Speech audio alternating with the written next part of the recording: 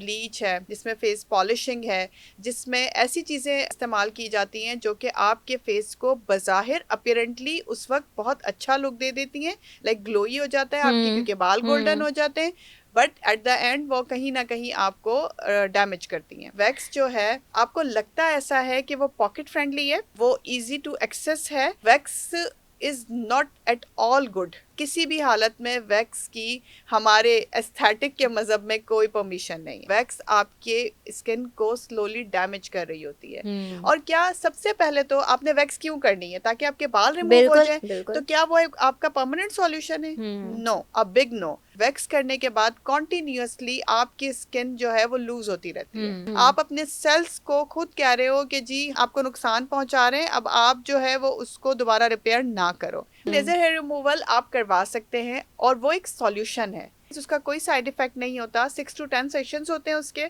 अस्सलाम वालेकुम, welcome to health matter podcast with Hafsa Khalid. नाजरीन, जिस तरह हमारी हेल्थ के लिए हमें बहुत सारी डाइट प्लान्स को फॉलो करना पड़ता है, खाने पीने की एहतियात करनी पड़ती है, वैसे ही अपनी स्किन को ग्लो रखने के लिए भी हमें अपनी स्किन की एहतियात करनी पड़ती है। कुछ ट्रीटमेंट्स लेने पड़ते हैं, कुछ चीज़ों का इस्तेमाल करना पड़ता है। एक्नी हो जाए तो उससे भी हमें डर्मेटोलॉजिस्ट की ज़रूरत पड़ती है, हम फ़ौरन उनके पास भागते हैं ताकि हमारी स्किन पे जो दाग धब्बे पड़े होते हैं, जो दाने बन जाते हैं, उनसे छुटकारा हासिल कर सकें। और इन तमाम मसाइल के ऊपर बात करने के लिए आज हमारे साथ स्टूडियो में मौजूद हैं डॉक्टर कंवल जवाद, जो कि एक कंसल्टेंट डर्मेटोलॉजिस्ट हैं और एक एस्थेटिक फिजिशियन भी हैं। अस्सलाम वालेकुम डॉक्टर कंवल, कैसी हैं आप? वालेकुम अस्सलाम, मैं बिल्कुल ठीक हूँ, आप कैसी हैं? अल्हम्दुलिल्लाह, मैं भी बिल्कुल ठीक हूँ। स्किन हमारे लिए बहुत एक इम्पॉर्टेंट रोल प्ले करती है हमारी अपीयरेंस को अच्छा रखने के लिए। और डेफिनेटली आपके पास भी बहुत सारे पेशेंट्स आते होंगे जो अपने फेस को लेके बहुत ज़्यादा कॉन्शियस होते हैं, बिल्कुल राइट? ऐसे ही, बिल्कुल ठीक अब है। हमारी फेस की अगर हम बात करें तो लड़कियों को अक्सर ये मसला आता है कि उनके स्किन के ऊपर बालों का बहुत ज़्यादा उनकी ग्रोथ हो रही होती है, जिसके लिए वो डिफरेंट वैक्स का इस्तेमाल करती हैं, सैलून में जाती हैं और उल्टी सीधी वैक्स इस्तेमाल कर लेती हैं, केमिकल्स का इस्तेमाल कर लेती हैं। और कुछ तो लड़कियां ऐसी भी होती हैं जो घरों में भी वैक्स बना के इस्तेमाल करती हैं। बिल्कुल ऐसे ही तो है। आपसे मैं जानना चाहूँगी कि ये इस तरह की वैक्स बनाकर अपने फेस पे इस्तेमाल करके उसको एक्सपेरिमेंट करने के क्या साइड इफ़ेक्ट्स होते हैं? किस तरह ये हमारी स्किन को डैमेज कर जाती हैं? देखिए, सबसे पहले तो जो ये हिर्सुटिज्म का प्रॉब्लम होता है, ये जो फेशियल हेयर्स होते हैं या एक्सेसिव हेयर्स बॉडी के किसी भी पार्ट पे निकल आते हैं, इसे हम हिर्सुटिज्म कहते हैं। हिर्सुटिज्म बेसिकली कुछ कॉजेज की वजह से होता है। थोड़ा सा ब्रीफली मैं आपको उसके बारे में बता देती हूँ। जैसे जेनेटिक्स होता है सबसे नंबर 1 पे।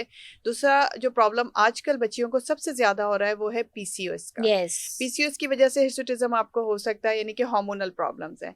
अगर आप व्हाइटनिंग क्रीम्स यूज कर रहे हैं जो कि ओवर द काउंटर मार्केट में बहुत ज्यादा अवेलेबल है, तो उनकी वजह से आपको फेशियल हेयर्स बहुत ज़्यादा हो सकते हैं। उसके अलावा जो प्रॉब्लम होती है वो ये होता है कि आप अगर अपने फेस पर मल्टीपल प्रोसीजर्स करवा रहे हैं, ऐसे प्रोसीजर्स जिसमें ब्लीच है, जिसमें फेस पॉलिशिंग है, जिसमें ऐसी चीज़ें इस्तेमाल की जाती हैं जो कि आपके फेस को बज़ाहिर अपीरेंटली उस वक्त बहुत अच्छा लुक दे देती हैं, लाइक ग्लोई हो जाता है आपके क्योंकि बाल गोल्डन हो जाते हैं, बट एट द एंड वो कहीं ना कहीं आपको डैमेज करती हैं। सो ऐसी चीजें भी हिर्सुटिज्म का कॉज बनती हैं।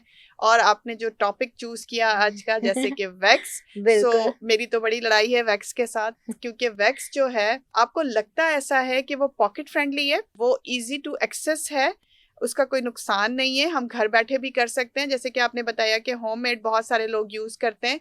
So wax is not at all good. किसी हालत में भी मैं उसको बहुत लाइक इंडोर्स करती हूँ अपने सेंटेंस को, कि किसी भी हालत में वैक्स की हमारे एस्थेटिक के मजहब में कोई परमिशन नहीं है, राइट? ठीक है।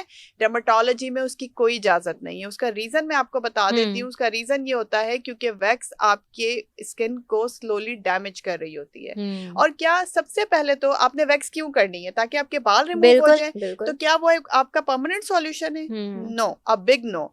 परमानेंट सॉल्यूशन नहीं है वो, क्योंकि अगर आप वैक्स करते हैं तो आपको फिर अगले महीने, फिर 15 डेज बाद, फिर वीक के बाद दोबारा रिपीट करनी पड़ती है, राइट? बिल्कुल। और वो सारी जिंदगी का प्रोसेस है। नंबर 1 उसका नुकसान, मल्टीपल सेशंस।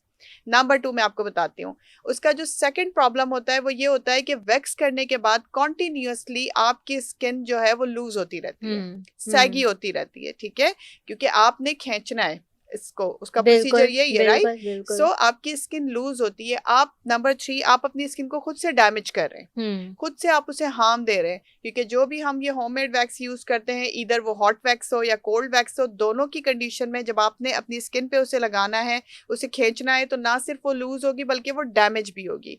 आप अपने सेल्स को खुद कह रहे हो कि जी आपको नुकसान पहुंचा रहे हैं, अब आप जो है वो उसको दोबारा रिपेयर ना करो। और ये एक बार नहीं होता, फेस इस मरहले से मल्टीपल टाइम गुजरता है, तो वो Yes. आपकी स्किन डैमेज करता है।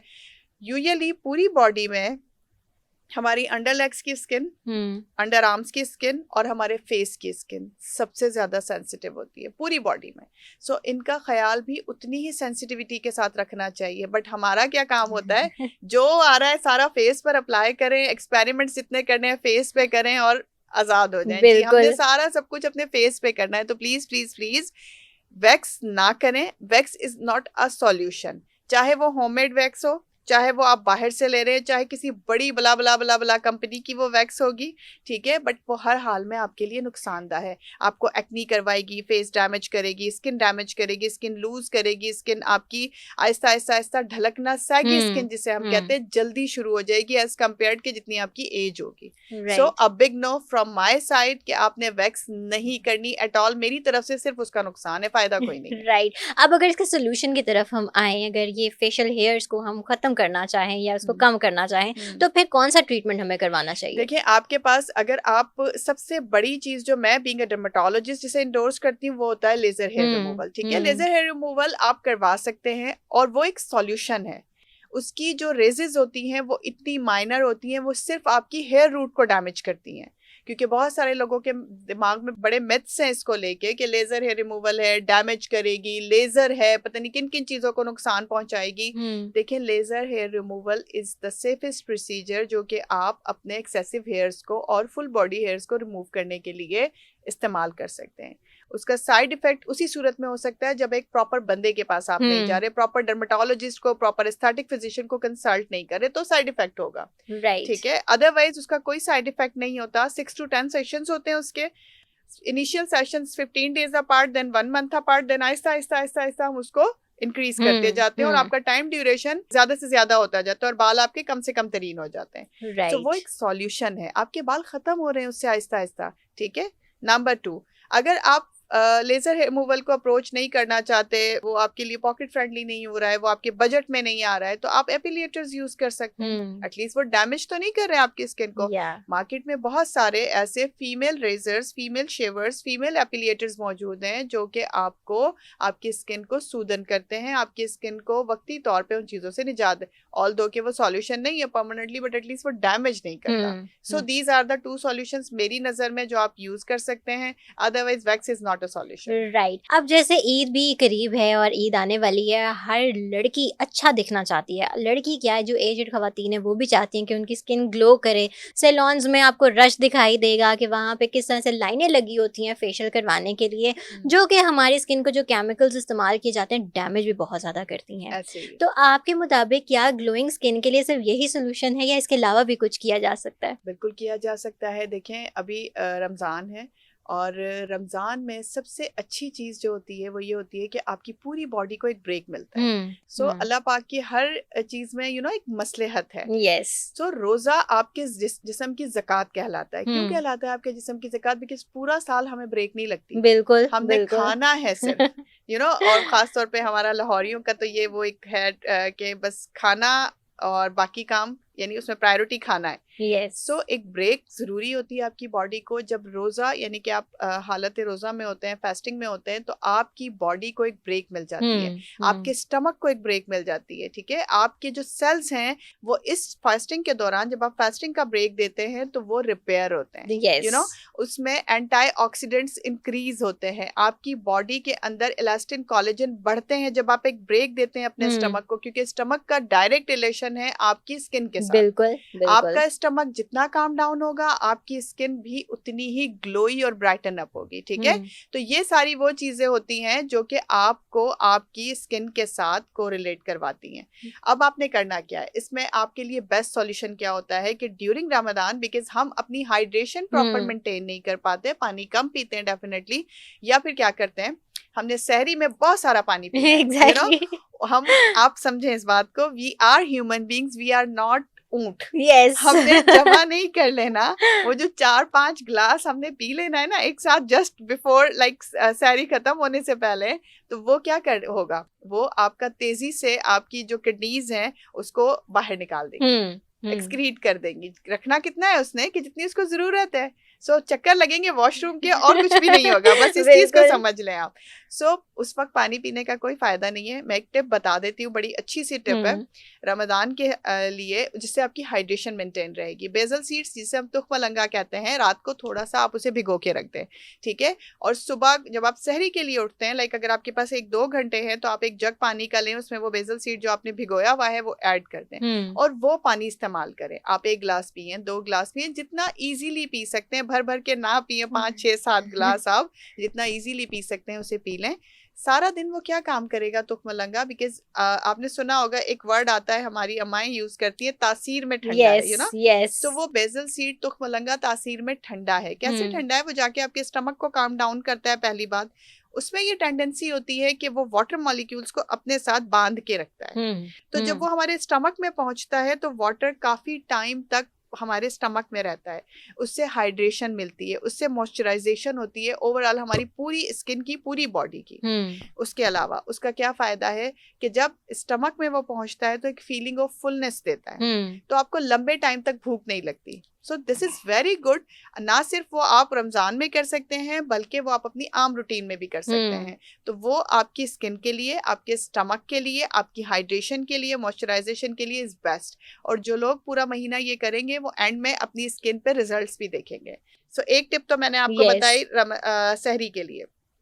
अफ्तार में आपने क्या करना है, जैसे ही अजान होती है हमारा पहला हाथ कहाँ जाता है, पकोड़ों पर, समोसों पर, रोल्स पर, यानी ऑयली चीजें खानी है। तो प्लीज इस तरह का जुल्म अपने स्टमक के साथ ना कीजिए। सारा दिन का जो एम्प्टी स्टमक होता है उसे आपने सबसे पहले थोड़ा ठंडा करना है, ठीक है। बहुत सारा पानी भी नहीं पीना, कोल्ड ड्रिंक्स नहीं पीनी, दूध सोडा जो मोस्ट फेवरेट आजकल लोगों का है वो नहीं पीना। आपने कोशिश करना है सादा पानी पिए और खजूर से रोजा खोलें, ठीक है। उसके बाद फ्रूट चाट खाएं, बिकॉज फ्रूट चाट के अंदर आपको चीनी भी मिल जाती है, शुगर आपका लेवल मेंटेन होगा, उसमें विटामिन भी होते हैं, उसमें आपको हाइड्रेशन लेवल भी मेंटेन होता है। सो वो आपने एक एतदाल में वो खा लेनी है, पानी पी लेना है, खजूर से रोजा खोल लेना है, एक सुन्नत तरीका अदा हो गया, ठीक है।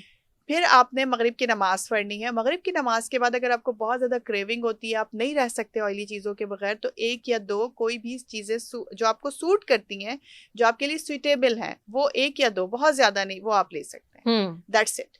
अगर आप इस तरीके से अपने स्टमक को काम डाउन रखेंगे, अपने स्टमक को बहुत ऑयली चीज़ों से फुल नहीं करेंगे, तो आपकी स्किन ग्लोई रहेगी ईद पर। बट अगर आपने भर भर के ये ऑयली चीजें खाई तो डेफिनेटली इन ऑयली चीजों की वजह से आपको पस वाले दाने निकलेंगे, बिल्कुल आपको एक्नी का प्रॉब्लम होगा, आपकी स्किन ऑयली हो जाएगी, आपकी स्किन डैमेज होगी, पिगमेंटेशन होगी आपकी स्किन पर इरिटेशन हो सकती है, और बहुत सारे लोगों को तो एलर्जी हो जाती है, जिसे हम अर्टिकेरिया कहते हैं, राउंड्स बन जाते हैं, आपकी स्किन सूज जाती है, आपको खारिश शुरू हो जाती है, मल्टीपल चीजें होती है। सो आप एतदाल में अपनी अफ्तारी करें, नॉर्मल अपना रोजा गुजारें, तो उसके ही बड़े बेनिफिट्स आपको मिल जाने। So these are the things. अगर आप सहरी अफ्तारी में करें तो आपको एक अच्छा और अच्छी और हेल्दी ईद पे स्किन और बॉडी मिल सकती है। जैसे हमें स्किन ग्लोइंग चाहिए होती है, हमें बाल भी बहुत अच्छे और हेल्दी वे में अपने चाहिए होते हैं, तो इसीलिए घर में भी अक्सर मैंने ख़वातीन को देखा है कि राइस वाटर का इस्तेमाल कर रही होती हैं, एलोवेरा जेल का इस्तेमाल कर रही होती हैं। तो सबसे पहले राइस वाटर की इम्पोर्टेंस मैं आपसे जानना चाहूँगी कि हमारे बालों के लिए कितनी है और इफ़ेक्टिव है या नहीं इफ़ेक्टिव। बिल्कुल, rice water is very good for the like skin, for hairs, दोनों के लिए बहुत अच्छा है। कहने को तो ये चाइनीज टोटका है, बट ये हमारी अम्माओं के ज़माने का टोटका है, वो हम ज़रा उस पर कम गौर करते हैं, बट अगर पता चले ना चाइनीज और कोरियन फ़ायदे हैं इसके, तो फौरन इंडोर्स कर देते हैं। और आप देख रहे हैं आजकल इतनी हाइप क्रिएट है कि हर चीज़ के साथ चाइनीज ये टोटका है, ये कोरियन नुस्खा है। आप सोचें, ना तो हमारी स्किन चाइनीज जैसी है, ना हमारा एटमॉस्फेयर वैसा है, ना हमारी स्किन कोरियन जैसी है, ना हमारा एटमॉस्फेयर वैसा है। We are like Asians. So हमारी स्किन हमारे वेदर के लिहाज से, जो हमारा वेदर है वो कैसा है, हॉट एंड कोल्ड दोनों है। तो जो चीजें हमें हमारे वेदर के हिसाब से सूट करेगी वो चाइनीज और कोरियन के हिसाब से सूट नहीं कर सकती। हम अपने टॉपिक की तरफ आते हैं, मुझे आदत है इधर इधर इधर नो मैं इश्यूज, उसको अच्छी कर बात है, देती उसको हूँ। एलैबोरेट कर देती हैं आप। हाँ, तो जो राइस वाटर के लिए आप पूछ रही हैं, rice water is very good, खास तौर पे जो उसका हम उसे कहते हैं पानी कैसे बनाते हैं, बॉईल करके जो उसका पानी निकालते हैं। मुझे अभी एक पिछले टीवी शो में ना बहुत एक मारूफ एंकर है, उन्होंने मुझे उसका पंजाबी वर्ड बताया था जो मैं फिर भूल गई हूँ कि जब आप चावल को बॉईल करते हैं तो उसका पानी निकलता है। सो वो पानी इज वेरी गुड, वो आप अपने बालों में भी लगा सकते हैं, इवन अपने फेस पर भी अप्लाई कर सकते हैं। उसमें कोलेजन होता है, उसमें इलास्टिन होता है, उसमें वो बूस्टर्स मौजूद होते हैं जो आपको एक healthy protein, healthy collagen, healthy elastin provide करते हैं, जिससे क्या होता है आपकी स्किन की सेल्स का रिपेयर टाइम इंक्रीज होता है। आपकी स्किन का जो सेल है वो रिपेयर टाइम जब इंक्रीज होगा, रिपेयर ज्यादा अच्छे से होगा, तो वो हेल्दी सेल बनेगा। उससे आपका बाल टूटने से बचेगा, नंबर 1। नंबर 2, आपके बालों का जो फ्रिज है वो खत्म होता है। नंबर 3, आपके जो बाल हैं उनमें एक हेल्दी और शाइनी लुक आता है। बनाना कैसा है, आपने कोशिश करनी है 4 से 5 जो टेबल स्पून होते हैं चावल के, वो भिगोने के बाद हम उसको 4 से 5 ग्लास पानी में अच्छे से बॉईल करेंगे, इतना कि वो बिल्कुल हलवे जैसे हो जाए। उसके बाद उसे मलमल के कपड़े में रख के और अच्छे से निचोड़ लें। पंजाबी में या उर्दू में कहते हैं निथाड़ लें उसको, राइट। सो उसे अच्छे से निचोड़ लें, आप निथाड़ लें उसे, उसका सारा हमने पानी निकालना है, वही हमारे काम का है। उसमें आप एलोवेरा मिक्स कर सकते हैं, अगर आपके पास होममेड लाइक घर वाला एलोवेरा है तो वो आपने निकाल के एलोवेरा थोड़ी देर फ्रिज में रखना है, उसके बाद उसे वो काबिल इस्तेमाल होता है। फिर उसे मिक्स कर सकते हैं उस राइस वाटर के साथ, उसके साथ आप मिक्स कर सकते हैं रोज वाटर, ठीक है। ये चीजें दोनों बेस्ट हैं, rose water for the face and aloe vera for the scalp, यानी कि सर के लिए। उन दोनों का मास्क बना के आप अपने सर में कम से कम 2 से 3 घंटे अच्छी तरीके से लगा के रखें। शावर कैप पहन लें।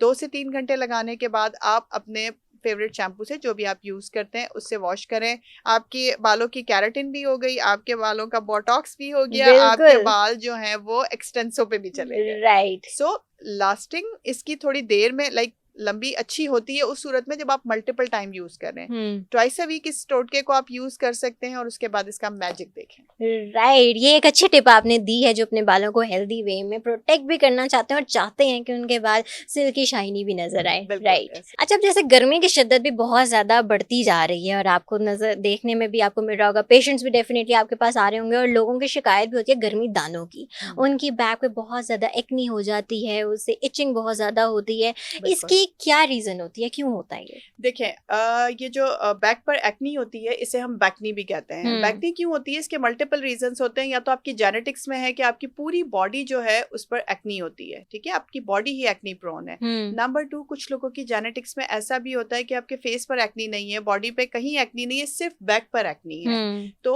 वो लोग भी इसी तरीके से एक के बाद दूसरे को ट्रांसमिट होती है ये चीज, यानी कि ये जेनेटिक्स में से ट्रांसमिट हो सकती है। ओके। नंबर 3, कुछ लोगों की आदत होती है कि अगर एक कोई दाना या कोई एक्नी या कोई भी ऐसा गर्मी दाना जिसे हम कहते हैं निकल आता है गर्मियों के मौसम में किसी भी वजह से, वो क्या करते हैं, कुछ हार्श चीज लेके उसे रब करना शुरू कर देते हैं। उसकी वजह से भी आपकी एक्नी प्रोमोट होती है। उसके मल्टीपल रीजंस हैं, यानी कि अगर आपकी स्किन ऑयली है तो आपको बैक पर एक्नी निकल सकती है, आपकी जेनेटिक्स में अगर एक्नी है तो आपको एक्नी निकल सकती है। इसके अलावा अगर आप कोई ऐसी चीज यूज कर रहे हैं, कोई हार्श चीज जो आपकी एक एक्नी को प्रोमोट कर देती है, तो भी आपको एक्नी फर्दर प्रोमोट हो सकती है। So these are the causes. करना क्या चाहिए इसके लिए?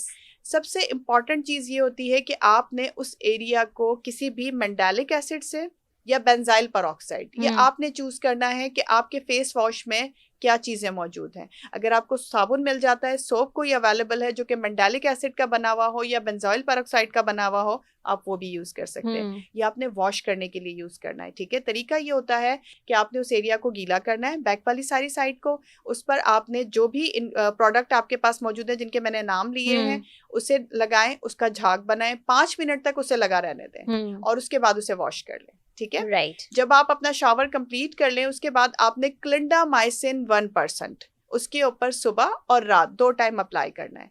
नंबर 2, एलोवेरा जेल, ये आप रात में अच्छी तरीके से अपनी बैकनी पर अप्लाई कर सकते हैं। एलोवेरा जेल के साथ बेसन मिला के, क्योंकि गर्मी की आपने बात की तो गर्मियों में आप बेसन इज बेस्ट, आप बेसन को मिलाएं। वैसे रमजान है, अगर आप पकोड़ों के साथ खाने के अलावा आप उसे अपनी फेस पर और स्किन पे लगाएंगे तो भी काफी अच्छा इफेक्ट देता है। तो बेसन को एलोवेरा के साथ मिक्स करके आप हफ्ते में 1 मरतबा उसका मास्क बना के अपनी बैक एक्नी पर लगा सकते हैं, उससे भी काफी हद तक आपको रिलीफ मिलेगा। कॉन्टिन्यूस यूज में क्लिंडामाइसिन मास्क आप बेसन और एलोवेरा का यूज कर सकते हैं। मेंडालिक एसिड और बेंजाइल पेरोक्साइड का आप सोप या फेस वॉश यूज कर सकते हैं अपनी बैकनी के को क्लीन करने के लिए। So these are the things जो आप घर बैठे कर सकते हैं, मेरे पास आने की जरूरत नहीं पड़ेगी इंशाल्लाह। बिल्कुल, और ये बहुत अच्छी टिप आपने दी है, क्योंकि अक्सर लोगों को ये प्रॉब्लम होती है, काफी ज्यादा होती है गर्मियों में। हम महंगे बहुत हैं असल में, तो इसलिए कहते हैं कि आप महंगे बहुत हैं, हमने नहीं आना। वैसे मैं इतनी महंगी नहीं हूँ, आप लोग आ सकते हैं मेरे पास। जरूर जी जरूर, क्यों नहीं। अच्छा, लास्ट पे एक और टॉपिक मैं आपसे डिस्कस करना चाहूंगी, जो कि अंडर लेग रैशेस का बहुत प्रॉब्लम खवातीन को फेस करना पड़ता है। ठीक है। वो पैड्स का इस्तेमाल करती हैं, अपनी हाइजीन का ख्याल नहीं रखती, जिसकी वजह से रैशेस भी हो जाते हैं और इचिंग का भी बहुत ज्यादा उनको बिल्कुल। सवेयर इशू होता है। ठीक तो है। उसके मेजर कॉजेज क्या क्या हैं? एक तो हाइजीन, तो मैंने खुद ही आपको मेंशन कर दिया, Mention हाइजीन कर का दिया। ख्याल नहीं होता। इसके अलावा क्या क्या कॉजेज होते देखिए हैं? उसके मल्टीपल रीजंस होते हैं। मैंने अभी आपको एक अभी हमारी डिस्कशन में बताया था कि जो हमारी अंडर लेग्स की, अंडर आर्म्स की और फेस की स्किन है वो पूरी बॉडी में सबसे ज्यादा सेंसिटिव है। और दूसरी बात ये कि कुछ सीक्रीशंस जो हैं उनके एक्सक्रीट आउट होने का भी अल्लाह पाक ने ये 2-3 ही जगह रखी है। एक हमारा फेस है, हमारी अंडर लेग्स हैं, जिसकी वजह से हम हाइजीन प्रॉपर्ली मेंटेन नहीं रख पाते। हाइजीन आप देखिए हमें कहाँ की मेंटेन रखनी होती है? सबसे ज्यादा मुंह की, बिल्कुल, हमारे अंडर आर्म्स की और अंडर लेग्स की, और इसी में गड़बड़ होती है और यही सबसे ज्यादा इन्फेक्शन होते हैं। ठीक है, तो अंडर लेग्स में जो रैशेस पड़ते हैं उसमें जो आपने रीजन बताया हम उसे सबसे पहले लेते हैं हाइजीन। आपने हाइजीन का सबसे ज्यादा ख्याल रखना है और उसमें शामिल है कि वो एरिया प्रॉपर्ली शेव ऑफ होना चाहिए। ठीक है, बिकॉज एक्सेसिव हेयर्स भी अगर हों वहां पर तो भी वो आपकी हाइजीन खराब करते हैं, इन्फेक्शन का कॉज बनते हैं। नंबर 2, उसका तरीका क्या है, आप उन एक्सेसिव हेयर्स को रिमूव कैसे करते हैं। अगर आप उस पर भी वैक्स अप्लाई करते हैं, जो अभी हमारा पहला टॉपिक था, तो प्लीज प्लीज प्लीज उससे अवॉइड कीजिए, क्योंकि उनकी वजह से इनग्रोन हेयर का सबसे ज्यादा प्रॉब्लम अंडर लेग्स और अंडर आर्म्स में होता है, जिसकी वजह से वहां इन्फेक्शन हो जाता है। इनग्रोन हेयर्स का इन्फेक्शन यानी कि आपका अपना ही बाल जब आपने वैक्स किया निकला, और उसी बिकॉज प्रॉपर तरीका नहीं ना होता, वो सिर्फ आपने खींचना है वहां से, वो दोबारा रिवर्स होके अंदर उसी फॉलिकल में चला जाता है, उसी स्किन में चला जाता है और इन्फेक्शन करवा देता है। तो वो बहुत ही पेनफुल इन्फेक्शन होता है, और इतने सेंसिटिव एरिया पे जब ये पेनफुल इन्फेक्शन होता है तो आपके लिए बड़ा, जो लोग इसे सफर कर चुके हैं उन्हें अच्छे से अंदाजा होगा। सो आपने अवॉइड करना है वैक्स करने से वहां पर। ड्यूरिंग मेंस्ट्रुअल साइकिल आपने ये एहतियात करनी है कि आपने अपना जो भी सैनिटरी पैड है वो कम से कम हर 2 घंटे बाद रिपीट करना है, आई मीन चेंज करना है। ठीक है, कभी भी 2 घंटे से ज्यादा उसे ना रखें। नंबर 3, कोई भी आपने ऐसे वजाइनल वॉश यूज करने हैं जो कि प्रॉपरली आपकी स्किन से फंगस को, आपकी स्किन से जितने भी ऐसे डर्ट्स हैं, ऐसी चीजें हैं जो अनहाइजेनिक है आपके लिए, उन्हें रिमूव कर सके। बहुत सारे ओवर द काउंटर मार्केट में अवेलेबल है, मैं उनका नाम नहीं लेना चाहती, but over the counter easily available है वजाइनल वॉश के नाम से। ठीक है, आप उन्हें लें, दिन में 2 से 3 मरतबा वॉश करें। टिश्यू पेपर यूज नहीं करना उस स्किन को ड्राई करने के लिए जो कि अंडर लेग्स की है। प्लीज ये मेरी खास एक आप लोगों से रिक्वेस्ट है, बिकॉज टिश्यू पेपर भी सम टाइम आपको पता नहीं चलता वहां स्टक रह जाता है, स्टिकी हो जाता है और वो भी इन्फेक्शन करवाता है। ठीक है। नंबर 4, एक और चीज आपने एहतियात ये करनी होती है इसमें कि आपने कोशिश करना है लिक्विड वाटर यानी नीम गर्म पानी से आपने अपने अंडर लेग्स के एरियाज को वॉश करना है। ठीक है, उससे काफी हद तक आपकी हाइजीनिक कंडीशन जो है वो बरकरार रहेगी। राइट। दूसरे नंबर पे हम इन चीजों से हटके जब आते हैं तो आपके अंडर गारमेंट्स, कोशिश करें कि अपने अंडर गारमेंट्स आप जो भी है वो कॉटन के यूज करें, बिकॉज रेशमी टेक्सचर का कोई भी अंडर गारमेंट से सिल्क वगैरह के होते हैं वो भी रबिंग की वजह से इन्फेक्शन करवा देते हैं। So this is also one of the like leading cause के हमें पता नहीं चलता, बट ये सिल्क का और इन मटेरियल्स का जो भी अंडर गारमेंट्स आपने पहने हैं वो आपको रैशेस करवा सकते हैं, वो आपको इन्फेक्शन करवा सकते हैं। हो गया इन्फेक्शन, अब क्या करें? यस, राइट, मोस्ट इम्पोर्टेंट यही आपका क्वेश्चन भी था कि कॉजेज क्या है और करें क्या। हाइजीन मैंने बता दिया, मेंटेन कैसे करना है, गारमेंट्स का आपने कैसे इंतखाब करना है। ठीक है, तीसरे नंबर पे जो इम्पोर्टेंट चीज आती है कि आपने सूडो क्रीम आती है, इजीली अवेलेबल है, over the counter available. Pakistan में खैर ओवर द काउंटर का कॉन्सेप्ट नहीं है, सब कुछ अवेलेबल है। सो आप किसी भी मेडिकल स्टोर से सूडो क्रीम ले सकते हैं। सूडो क्रीम वैसे हमारे यहाँ ये होता है कि बच्चों के नैपी रैशेस के लिए यूज होती है, but this is very good for your under legs area. अगर आपको किसी भी किस्म की इचिंग, रबिंग, कोई खारिश का मसला हो रहा है तो आप सूडो क्रीम अप्लाई करें ओवर द नाइट, और आप उसे ओवरनाइट लगा के रखें, अगले दिन वॉश कर लें, जैसे मैंने बताया नीम गर्म पानी और वजाइनल वॉश से, ठीक है। दूसरे नंबर पे एंटी फंगल क्रीम्स आती हैं, हाइड्राजोल है, ट्रावोकॉर्ट है, इन नामों से अवेलेबल है। अगर आपको फिर भी कोई प्रॉब्लम ऐसी आपको लग रहा है फंगल इन्फेक्शन टाइप है तो आप इन्हें इस्तेमाल कर सकते हैं। फ्यूसिडिक एसिड, एडवोकॉट ऑइंटमेंट, ये ऐसी चीज़ें हैं जो कि एंटीबैक्टीरियल हैं, ये आप लगा सकती हैं उस सूरत में जब आपको लगे कोई ब्लीडिंग वाला, कोई इन्फेक्शियस वहाँ पर रैश पड़ गया है। बट बेहतर होता है, सेंसिटिव है तो अपने डर्माटोलॉजिस्ट को, अपनी गायनेकोलॉजिस्ट को दिखा लें एक मरतबा और उनसे प्रिस्क्राइब करवाएं कि इस जगह के लिए क्या बेहतर है। सिर्फ आप लोगों के डर से कि हमेशा ये कहते हैं कि हमें बाहर की चीज़ें नहीं बताते, अपने पास ही बुलाते हैं, मैं प्रायोरिटी पे वो चीज़ें बता रही हूँ आपके इस प्रोग्राम में जो वो घर बैठे कर सकते हैं। लेकिन सेंसिटिव एरिया के लिए मैं कभी भी मशवरा नहीं दूंगी कि आप घर बैठ के अपने ऊपर कोई एक्सपेरिमेंट करें और कोई और नई मुसीबत खड़ी कर लें। तो बेहतर है डॉक्टर को कंसल्ट करें। Right doctor Kanwal, thank you so much, आपने अपना वक्त निकाला हमारे लिए और बहुत सारे इंपॉर्टेंट टिप्स हमारे साथ शेयर किए हैं जो कि हमारी ऑडियंस के लिए बहुत हेल्पफुल साबित हो सकती हैं। सो ऑडियंस, अगर आप डॉक्टर कंवल से कंसल्ट करना चाहते हैं तो इनका अपॉइंटमेंट नंबर हमारी स्क्रीन पर मौजूद है, आप इनसे रब्ता कर सकते हैं, कॉमेंट सेक्शन में भी अपने सवालात कर सकते हैं। हम डॉक्टर कंवल को ताकि दोबारा यहाँ पे आने का मौका दें कि हमारे साथ आके बैठें, आपके किए गए सवालात को उनके जवाब दे सकें। अभी के लिए दीजिए हमें इजाज़त, अल्लाह हाफिज़।